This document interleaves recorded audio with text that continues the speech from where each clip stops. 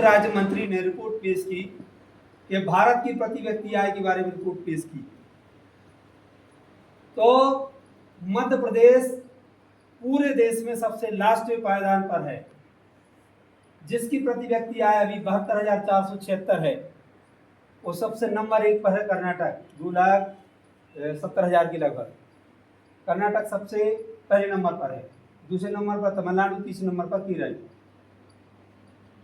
तो कहने का मतलब ये है कि जो जितने धार्मिक रूप से या पाखंडवाद से घिरे हुए लोग हैं, उनकी स्थिति बहुत गड़बड़ है। प्रति व्यक्ति आय में कोई भी उत्तर भारत का राज्य शामिल नहीं है। सारे दक्षिण भारत के जो अच्छे प्रति व्यक्ति आय है, सारे दक्षिण भारत के राज्य हैं।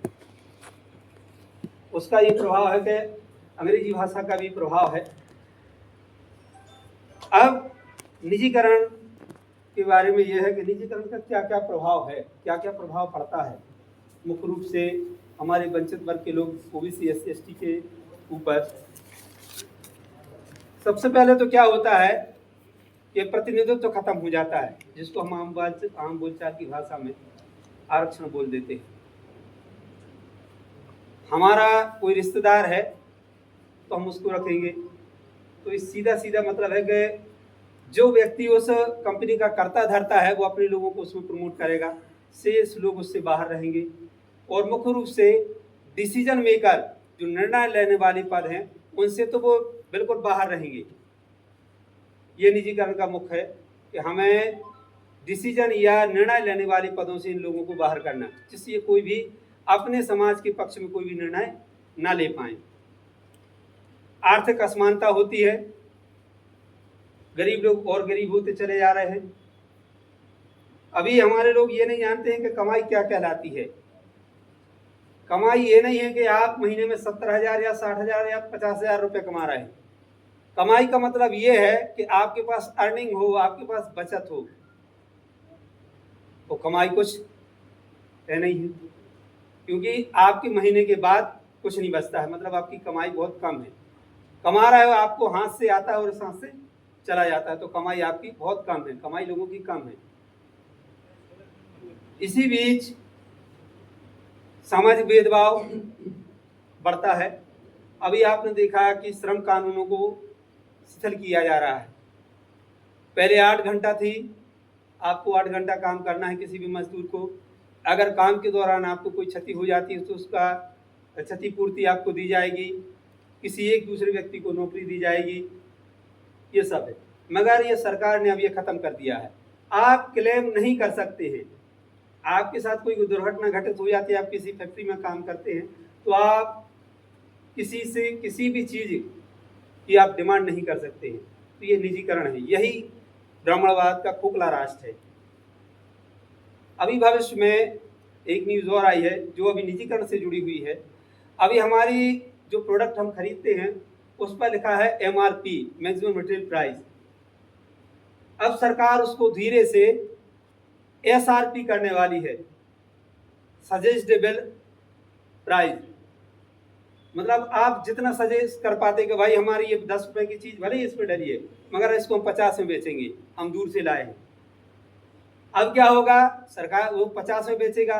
अब इसका दुष्प्रभाव ये रहेगा कि आप उसके खिलाफ उपभोक्ता फोरम जैसी संस्थाओं में कोई शिकायत नहीं कर पाएंगे, वो दर्ज ही नहीं होगी। तो ये निजीकरण यही चल रहा है धीरे धीरे, तो लोगों को किस तरीके से इनकी संपत्तियों को लूटा जाए। ठेकेदारी प्रथा, ठेकेदारी प्रथा क्या है, ये निजीकरण का ही रूप है। सरकार ये सोचती है कि हम जिस कर्मचारी को 60,000 70,000 रुपये हम दे रहे हैं, उसकी जगह पर हम 7 लोग 10,000 रुपये के रखेंगे। उनको मालूम है कि आपके देश का विकास क्यों नहीं हो रहा है, इसी निजीकरण के कारण नहीं हो रहा है। जो व्यक्ति 10,000 कमाएगा, उसकी परचेसिंग पावर क्या रहेगी, क्रय शक्ति क्या रहेगी, कुछ नहीं। देश का विकास कैसे होता है, क्रय शक्ति से होता है। लोगों की जब खरीदने की क्षमता होगी तब तो आपका माल बिकेगा, माल बिकेगा तो फैक्ट्रियां चालू होंगी, फैक्ट्रियां चालू होंगी तो उनमें लोग जाएंगे, वो काम करेंगे, तो रोजगार का सृजन होगा। तो कम वेतन से क्या हो रहा है, निजीकरण से क्या हो रहा है कि लोगों की क्रय शक्ति खत्म होती चली जा रही है। अब समाज में एक दूसरा परसेप्शन गढ़ा जा रहा है कि जो व्यक्ति ज़्यादा कमा रहा है वो विलन है। अरे 70,000 मिल रहा है, 1,00,000 मिल रहा है, ये गलत है। ये सरकार जो आपको वेतन दे रही है आपका जीवन स्तर सुधारने के लिए है, आपकी बच्चों के एजुकेशन के लिए है कि आप ज़्यादा से ज़्यादा उनको अच्छे स्थानों पर पढ़ाएं। कोई आपको ज़्यादा वेतन नहीं मिल रहा है तो आप कोई विलन नहीं हो, वो आपका अधिकार है। तो लोग कहते हैं कि इनका इतना वेतन मिल रहा है, काम सब करते हैं, कोई काम ऐसा कोई व्यक्ति नहीं है जो काम नहीं करना चाहता, सब करना चाहते हैं। अब ये तो अब बात है कि आप किसी भी कार्यालय में देख लो, ज्योतिबा फुले का एक मैंने वचन है, ब्राह्मणवाद की क्या पहचान, गिट बिट बोले करे ना काम, वंचित वर्ग की क्या पहचान, वो भूल रहे हैं थोड़ा सा, काम करे और सहे अपमान। ऐसा ये है कि यहाँ पर लोग काम बहुत करते हैं, ओबीसी एसटी के लोग जो भी आपसे काम करते हैं और अपमान भी सहते हैं, मगर ये लोग क्या करते हैं, खूब बातें तो खूब बड़ी बड़ी करेंगे, काम की बारी आएगी तुम कर लो तुम कर लो तुम कर लो, यही है। तो सार्वजनिक सेवाओं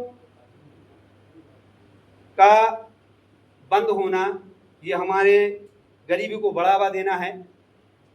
और जैसे अभी हॉस्पिटल के बारे में आ गई है या स्कूलों के बारे में है, निजीकरण होता कैसे है। किसी भी संस्था का निजीकरण करना होता है तो उसके पहले बहुत सी बिसातें चली जाती हैं।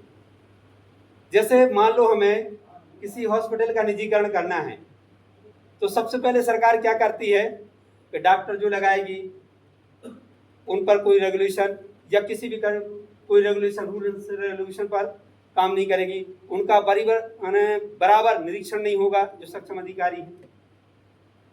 अब क्या होगा कि जब वहां पर व्यवस्थाएं चरमराएंगी या स्कूलों का होगा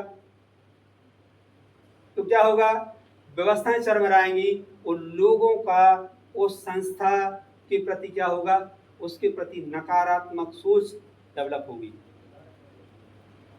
ये खराब है, ये ठीक नहीं है। व्यवस्था सुधारने का जिनके ऊपर जिम्मा है वो ही उसको बदनाम करेंगे और पीछे से क्या करेंगे, उसको बदनाम करेंगे और खुद की हॉस्पिटल खोल लेंगे। इसमें आओ, वो तो खराब है। खुद के स्कूल खोल लेंगे। आपको जिनके पास उस व्यवस्था को सुधारने की पावर है वो नहीं सुधारेंगे, उसको बदनाम करके और उसको बंद करने का काम करेंगे। ये निजीकरण का मुख्य।